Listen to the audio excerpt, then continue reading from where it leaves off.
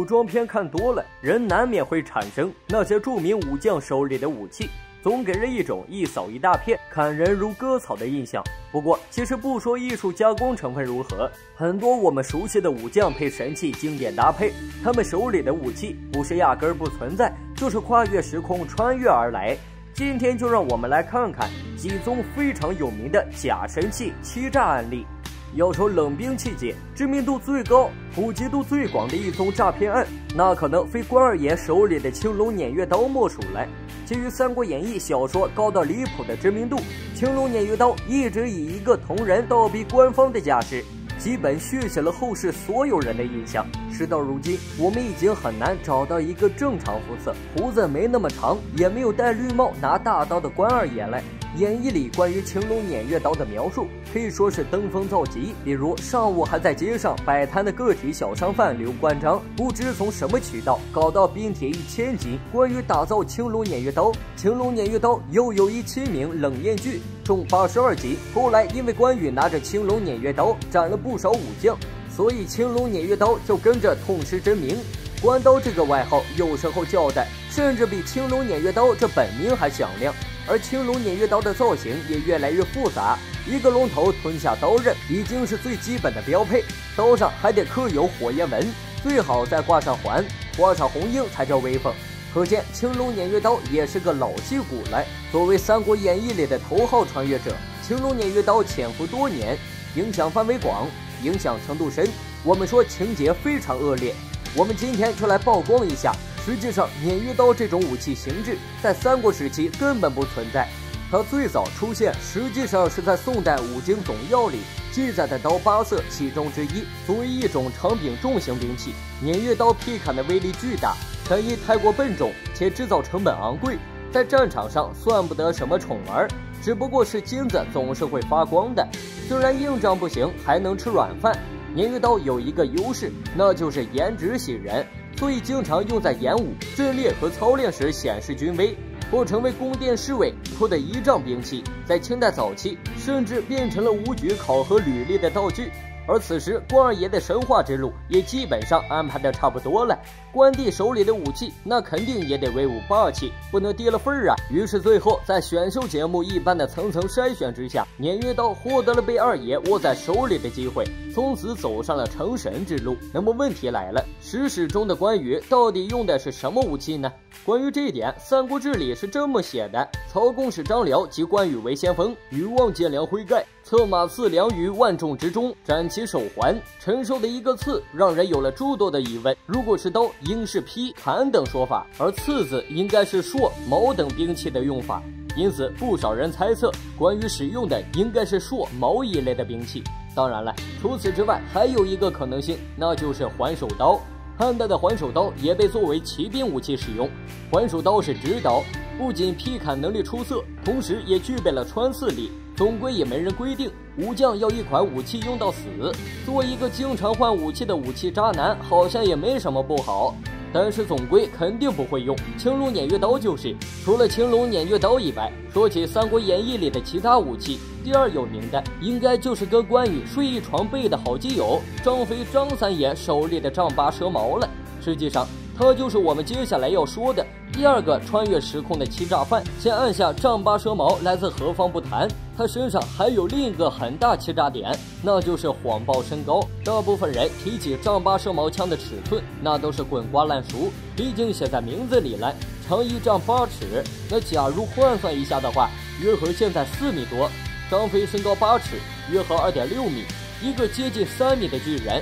挥着一把4米多的大枪，你说他能垂直起降我都信，基本上是三国时期的星际战士了。估计这上战场马是架不住他骑的，当时努力应该还能搞到野生的犀牛，拿着凑合一下吧。这下日本人搞二创时，再说三国武将人均高达就真的解释不清了。很显然这些都是小说评书里夸张之后的表现，而且这里面有一个很大的误解。古俗语说7尺为枪，8尺为棍，长矛1丈08寸，所以丈八矛的长度1丈8寸还算合理些，而且当时用的度量衡是汉尺，1尺相当于23厘米，所以张飞的矛长度约为2.48米，张飞身高为1.84米左右，骑上马此矛长度也算合适。1.84米对于一名武将来说也称不上夸张。那么回到丈八蛇矛身上，估计很多人也猜到了，没错，它就是《三国演义》武器穿越者2号。单说蛇矛出现在历史上的时间，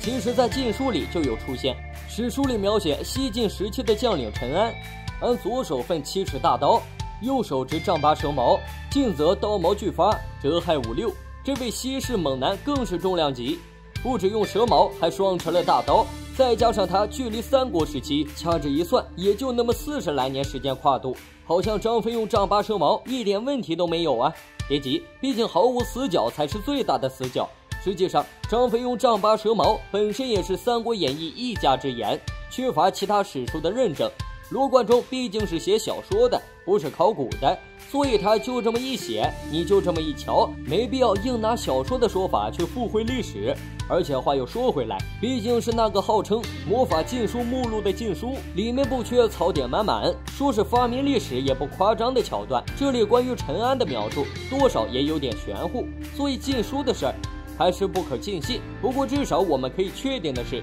此时丈八蛇矛的概念已经存在了。后来在唐诗里也多次出现蛇矛一词，比如李白的丈八蛇矛出陇西，关湖福建白猿蹄，出场频率并不低。然而无论是在正史中还是唐代的各路兵书中，都没有蛇矛这种武器出现。其实我们熟知的造型像蛇吐信子一样，前端还会分叉的经典款丈八蛇矛造型最早只能追溯到明代。那么有没有可能蛇矛这种武器在明以前都是非制式的民用武器呢？答案是很难了，因为《唐律疏议》中明确规定了，为甲、弩、矛、槊、巨庄等一令私家不合有，若有矛、槊者各徒1年半。你私底下持有矛、槊这样的武器，是要被请去吃1年半牢饭的。后来宋代也延续了这个规定，并且《武经总要》里列出了当时主战的9种枪，合称枪9色。简单来说，他们就是当时军营里制式武器的王下七武海了。在这9种枪里，虽然也有不少造型非主流的主，不过蛇矛并不在列。所以唐宋年间，你想私下搞出个造型如此招摇的蛇矛，然后还要让它拥有不错的知名度，以至于后世的罗贯中把它选为张三爷的武器，也是比较不现实的。所以蛇矛的出现时间再次后移。要说为什么蛇矛到明代才出现，其实很大一部分原因可能是因为以前史书里的蛇矛非此蛇矛，现在普遍认为此时的蛇矛可能是一种形容词，即便是现在的评书里也经常会有一杆大枪使得如同蟒蛇出洞一般的描述，就和所谓亮银枪是形容长枪磨的雪亮一样，充其量只是个混号或者形容词。论起含金量，基本上和你跟兄弟吹牛时自称金枪不倒差不多。所以蛇矛一词只见于文学作品中，而不见于史书、兵书中，也就很正常了。只不过后来因为元代对于文化的毁灭产生了断代，后来到了明代以后，可能是受这些古书记载启发，也有可能是真情实感的觉得这种武器造出来估计伤害加9追16异常恐怖。总之就真的仿照蛇的样子制作出了波浪形刃的蛇矛。不过有些东西你不去亲自试试，很难想象它有多难用。蛇矛这种拿上战场人神共愤的造型，箭头又弯又分叉，很容易导致突刺变向，或者施力点分散，导致难以杀伤敌人，很明显不怎么好用。也有人觉得蛇矛这种曲线造型捅进去可以扩大造型，但是稍有常识的人应该都知道，这简直是脱裤子放屁。如果想增加杀伤半径，传统的菱形枪头的杀伤半径要比蛇矛更宽，制作难度也更低，也不担心捅进去长矛都变向，导致杆子抖动自己都抓不住。所以现在普遍认为，蛇矛不光不是张三爷手里的武器，而且出现时间相当的晚，主要作用也是拉风好看，足够特立独行。再加上造型复杂的武器，制作经费肯定也更贵，还能顺便衬托一下物主钱包里阔绰这件事。说完了蛇矛，接下来就可以有请3号选手登场了。3号选手跟前面的青龙偃月刀还有丈八蛇矛3个凑在一起，基本上就是《三国演义》著名武器 TOP 3了，完全可以组合出道，组合名就叫穿越男孩。估计各位也差不多能猜出他是谁了。人中吕布，马中赤兔。提起这句话，大家一定可以想起人高马大的吕布，在赤兔上挥动方天画戟的模样，这基本是吕布经典的品牌形象了。作为一个身负猛将和二五仔，这截然相反双重标签的男人，吕布能在这么多年里维持住这么一个伟岸的人设，也是实属不易。铺垫到这儿，估计都能猜到接下来什么剧情了。没错，方天画戟就是第3个穿越来的武器，只不过和前面2把神器不同的是，戟在三国时期是确实存在的，所以方天画戟一直混在跟自己名字差不多的祖宗堆里掩人耳目，显得自己没有那么非主流。戟这种兵器常见于古代战场之上，历史甚至可以远溯至商朝，是由戈演变而成的长柄多用途兵器。戈最早发现于夏末商初，一开始是步兵武器，一手盾一手戈，合起来就是所谓的干戈，是当年战场上的王牌配装，真好难看了都搞一把。后来车战盛行，较长后的戈也被带上战车，成了那个年代秋名山车神手里的利器。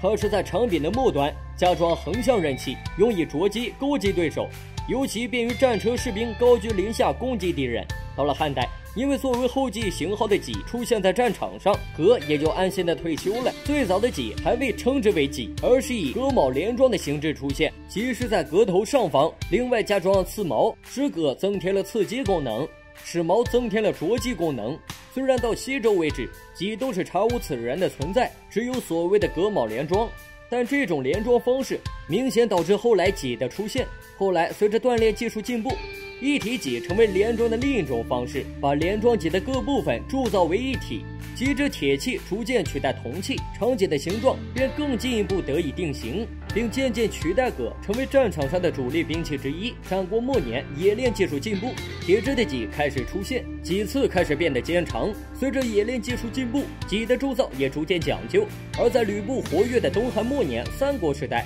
戟作为汉代武兵之一，在军阵之中是毫无疑问的主力武器。那这么看，吕布用方天画戟好像也是一点毛病都没有啊！是不是感觉剧情有点熟悉？这些狡猾的穿越者都是这么擅长隐藏。吕布与方天画戟的故事还有个非常著名的辕门射戟。关于这件事，在《三国志·魏国吕布传》及《后汉书·吕布传》都描写了辕门射戟的故事。吕布为平定袁术及刘备之间的征战，令军侯知戟于营门，并以射戟作为赌注，诸军官部卸射小支，中者当各解兵，不中可留决斗。然后吕布一发射中戟的小支，袁术军按照约定退兵。好像这件正史中存在的事情又成了方天画戟身份的铁证。毕竟总不能说这方天画戟只准射不准用吧。实际上真正的方天画戟要到宋代才真正出现，名为戟刀，位列武备志记载的刀8色之一。而三国时代盛行的其型号的补字戟，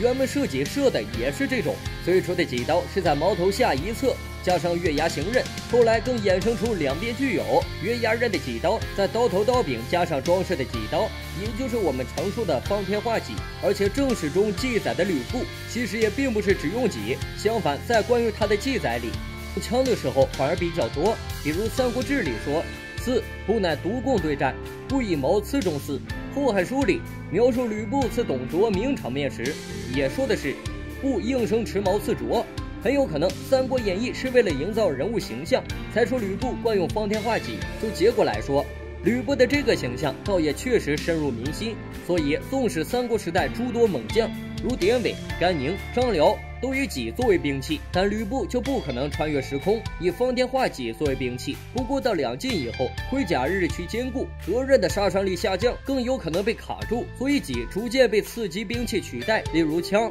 矛。到唐代时，戟已经不再用于征战，宋代的戟刀已经是刀分类下的一个小类了。只打着三国吐槽好像有点不太厚道，我们来看点别的。毕竟小说夸大处理太正常了，并非只有三国这一家。比如西府赵王李元霸手里和凤池刘金堂齐名的擂鼓瓮金锤，锤这种武器倒也算不上什么穿越者。要说擂鼓瓮金锤身上有什么欺诈的点，那肯定就是谎报体重了。现实中的胖子想方设法把自己的体重往轻了说，好骗自己晚上再来一顿烤肉烧鸡。而小说中的这些武器基本就是反其道而行之，不吹个几百斤都不好意思出来见人，自己重量够了，主人就拿着出去，打人也有面子。于是擂鼓瓮金锤就号称单锤400斤，双锤800斤。